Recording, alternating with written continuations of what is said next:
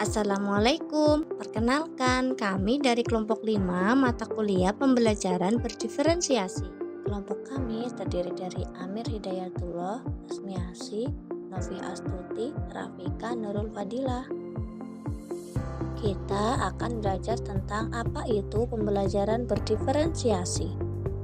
Jadi, pembelajaran berdiferensiasi adalah teknik instruksional atau pembelajaran di mana guru menggunakan berbagai metode pengajaran untuk memenuhi kebutuhan individual setiap siswa sesuai dengan kebutuhan mereka.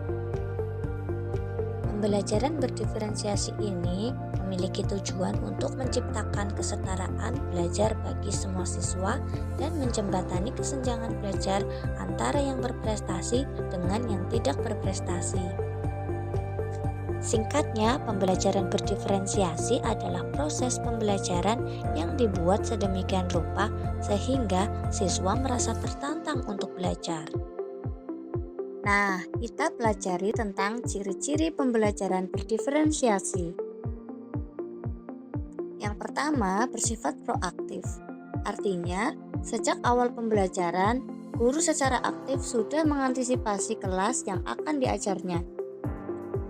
Caranya adalah dengan merencanakan pembelajaran yang berbeda-beda untuk setiap siswanya. 2. Menekankan kualitas daripada kuantitas. Kualitas dari tugas yang dikerjakan siswa menjadi fokus utama pada pembelajaran diferensiasi daripada kuantitas tugas yang diberikan. Jadi, bukan berarti siswa yang sudah selesai mengerjakan tugasnya akan diberikan lagi tugas tambahan yang sama. Tapi, siswa tersebut akan diberikan tugas lain yang berbeda agar dapat menambah keterampilannya. Kemudian yang ketiga, berakar pada asesmen. Dalam pembelajaran diferensiasi, guru selalu melakukan berbagai asesmen untuk mengetahui kondisi dan tingkat pemahaman siswa pada setiap pembelajaran. Jadi nantinya hasil asesmen ini akan menjadi umpan balik untuk guru agar dapat menyesuaikan pembelajaran sesuai dengan kebutuhan siswa. Yang keempat, berorientasi pada peserta didik. Dalam hal ini, tugas yang diberikan kepada siswa disesuaikan dengan tingkat pengetahuan awal mereka terhadap materi yang akan diajarkan sehingga guru perlu merancang pembelajaran yang sesuai dengan tingkat kebutuhan siswanya. Kemudian yang kelima, menyediakan berbagai pendekatan. Menyediakan berbagai pendekatan dalam konten, proses pembelajaran, produk yang dihasilkan, dan juga lingkungan belajar. Dalam pembelajaran diferensiasi, ada 4 unsur yang dapat disesuaikan dengan tingkat kesiapan siswa dalam mempelajari materi, minat, dan gaya belajar mereka. Ada 4 faktor yang ikut berperan dalam meningkatkan pembelajaran yang berbeda-beda setiap siswa, yaitu konten, proses, produk, dan lingkungan belajar. Isi dari konten adalah materi pembelajaran itu sendiri. Di dalam konten ini dapat dibedakan dalam 2 cara. Pertama, siswa memiliki tingkat penguasaan atau pengetahuan yang berbeda terhadap suatu mata pelajaran. Beberapa orang siswa mungkin tidak memiliki pengetahuan sebelumnya tentang materi pelajaran itu. Beberapa orang siswa mungkin memiliki pengetahuan secara parsial dan beberapa orang siswa lainnya mungkin telah menguasai pengetahuan tentang materi pelajaran itu. Kedua, gaya belajar peserta didik juga berbeda-beda. Ada pembelajar visual, auditori, dan kinestetik. Seorang pembelajar visual tentu dapat dengan mudah memperoleh pengetahuan baru melalui representasi visual dari topik pembelajaran tertentu. Di sisi lain, pembelajar auditori akan lebih mampu memahami topik secara lebih baik ketika ia mendengar melalui audio atau penjelasan lisan dari guru. Namun, pembelajar kinestetik, seorang siswa akan lebih cepat memahami ketika ia dapat berpartisipasi secara fisik dalam proses pembelajaran. Pada bagian pertama, kita sudah belajar tentang konten. Saat ini yang kedua, kita belajar tentang proses. Ini berbicara tentang bagaimana seseorang guru dapat memberikan instruksi yang tepat kepada setiap siswa dalam proses pembelajaran.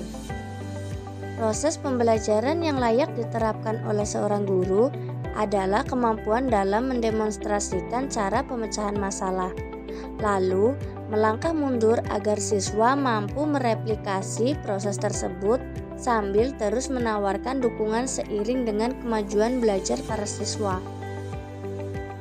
Memahami kebutuhan setiap siswa di awal pembelajaran tentu akan sangat membantu seorang guru dalam menciptakan proses pembelajaran yang berbeda dan membantu para siswa untuk dapat belajar secara efektif dan menyenangkan.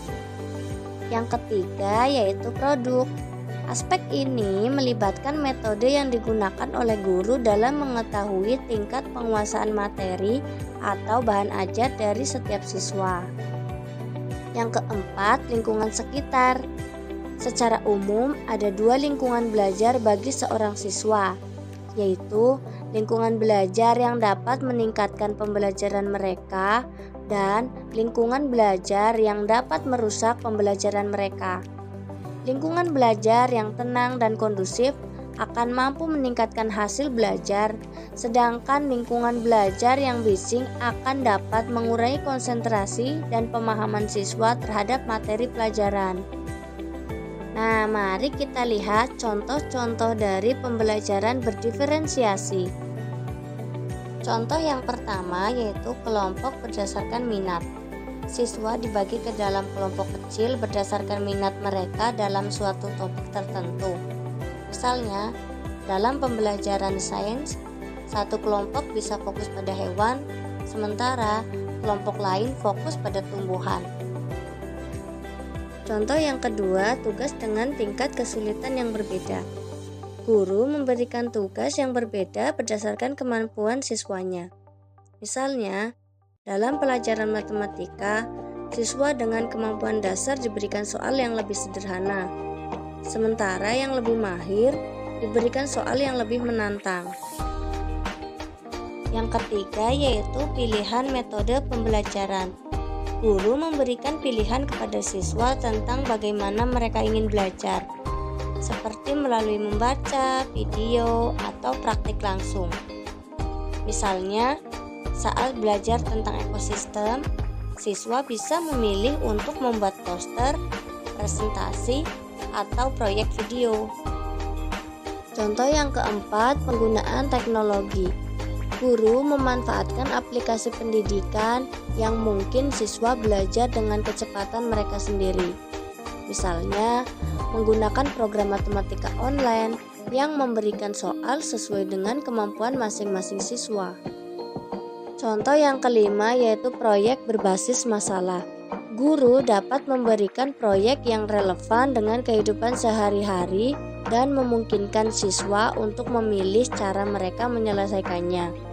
Misalnya, proyek tentang pengelolaan sampah di lingkungan sekolah yang memungkinkan siswa merancang solusi kreatif. Dan contoh yang keenam yaitu umpan balik yang personal. Guru memberikan umpan balik yang disesuaikan dengan kebutuhan masing-masing siswa, baik secara lisan maupun tertulis, agar mereka tahu area mana yang perlu diperbaiki. Itu yang bisa kami sampaikan. Sekian dan terima kasih. Semoga bermanfaat ya. Wassalamualaikum warahmatullahi wabarakatuh. Bye-bye.